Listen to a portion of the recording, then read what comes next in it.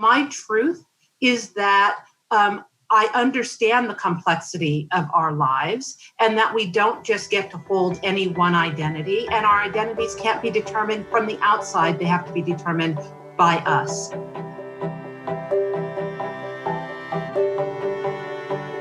I am really excited today to be talking with Teresa Younger, the amazing, dynamic president and CEO of the Ms. Foundation for Women. Teresa is an activist, she's an advocate, she's a strategist, and a proven leader in both philanthropy and the policy sectors. So, Teresa, greetings to you. Thank you so much for having me, Hillary. Oh, well, thank you. And I have to ask you the most obvious question starting out in a year like this. But, as a person who has been a leader on the intersection of race and gender and justice, what sense do you make of the year we've just had and really, where we are as a country? We opened a conversation in this country around race and gender, democracy and privilege and justice and equity and equality that we didn't have going on 10 months ago.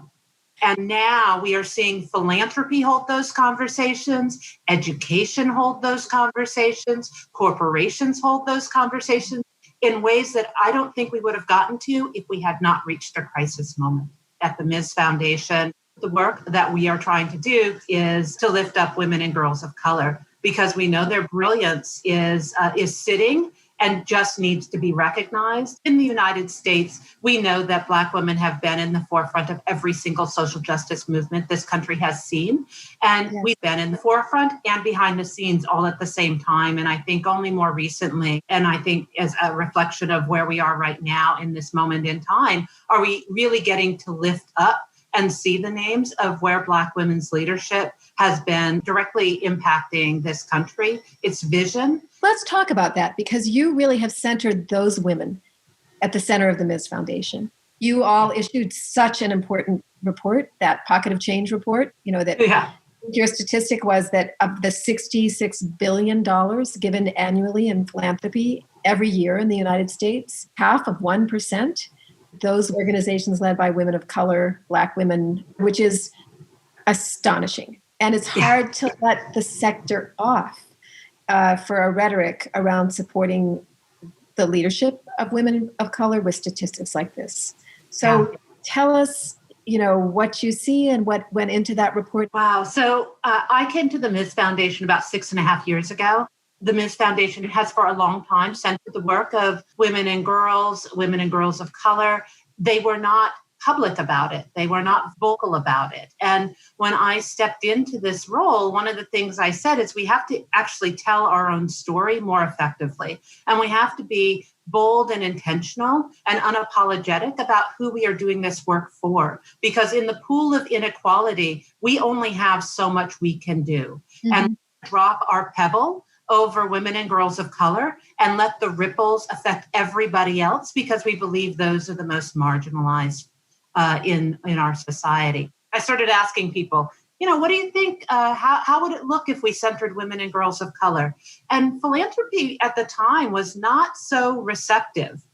Really, it was not so receptive. And in fact, it was almost like I was asking an abstract question that wasn't. Teresa, let's just be clear. This was not that long ago. This was like 2014, right? This was 2014. This is the moment that we had our first Black president. Mm-hmm. Was coming to the end of his term, the last 2 years.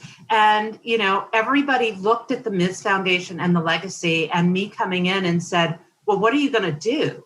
And I thought the only thing that I can do is speak from my realities. And my reality is that I am a Black and an Indigenous woman who have 2 adopted siblings, one who is Korean and one who is Japanese and Black. And I grew up in North Dakota. So my truth is that I understand the complexity of our lives and that we don't just get to hold any one identity, and our identities can't be determined from the outside. They have to be determined by us. And so I started to ask, how truthful are we? And how do we work both with philanthropy as a call in and as a call out, right? And from there, we knew what we needed to do. We were going to be intentional about women and girls of color, to lift up their work. In that, we realized we didn't even have a baseline to hold a conversation with philanthropy about how many dollars were going to women and girls of color. So the Pocket Change report came out of our strategic plan to create a baseline and do some research around 4,000 women of color-led organizations, of folks who said they were moving money to women and girls of color in philanthropy. What was the nonprofit sector saying and what was philanthropy saying, right? Sometimes there's a big disconnect, and there was. We saw philanthropy saying, well, we are serving women and girls of color. And then we were hearing from nonprofit leaders say they're not actually asking us the questions around racial equity, and allowed us to really do an assessment. Philanthropy has a built-in systemic racism that we actually have to look at. What we found was that the average grant to women organizations was $50,000. The average grant to women of color organizations was $35,000. I think that there's so much learning to do for all the kinds of reasons that you just talked about, especially, will we have the ability to listen to them, to center the organizations themselves?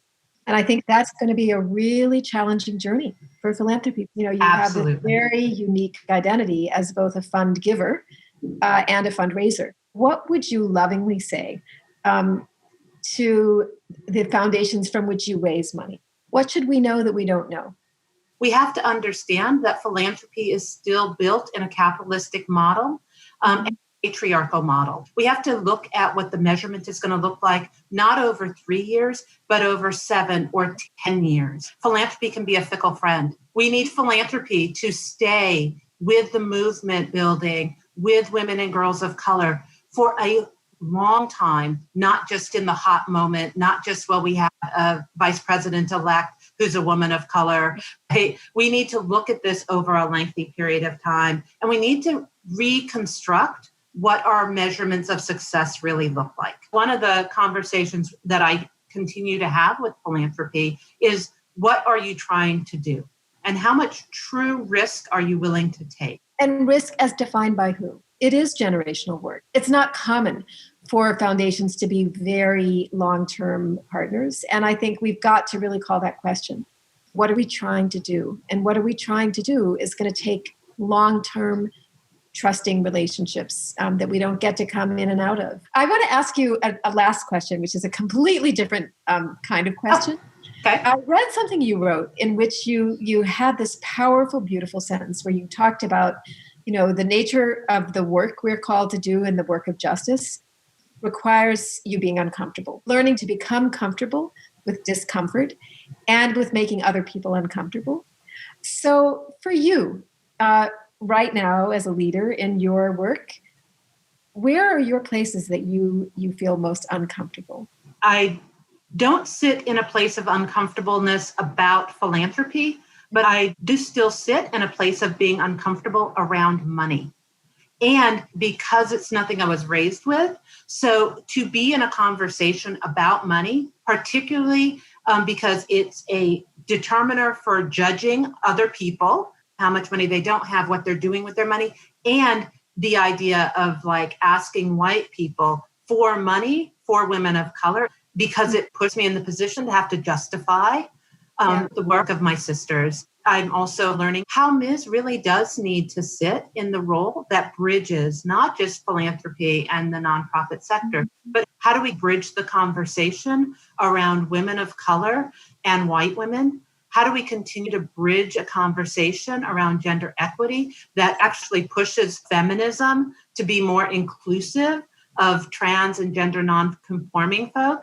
And so, I think I'm sitting on that edge of, I'm comfortable with it, but convincing others that they need to come into the conversation. I still get a little uncomfortable walking into rooms where I don't know anybody. And I think that's primarily a reality of, I don't get to leave anything outside the door. When I walk in a room, I am a 5'9" Black woman doesn't get confused in the room, right? I have to come in and I'm expected to sit at the table, and I want to be at that table and I want to bring people to the table, but I also have to bring a voice to the table. I cannot just sit there. And there are parts of my personality that would rather sit and listen. Mm-hmm.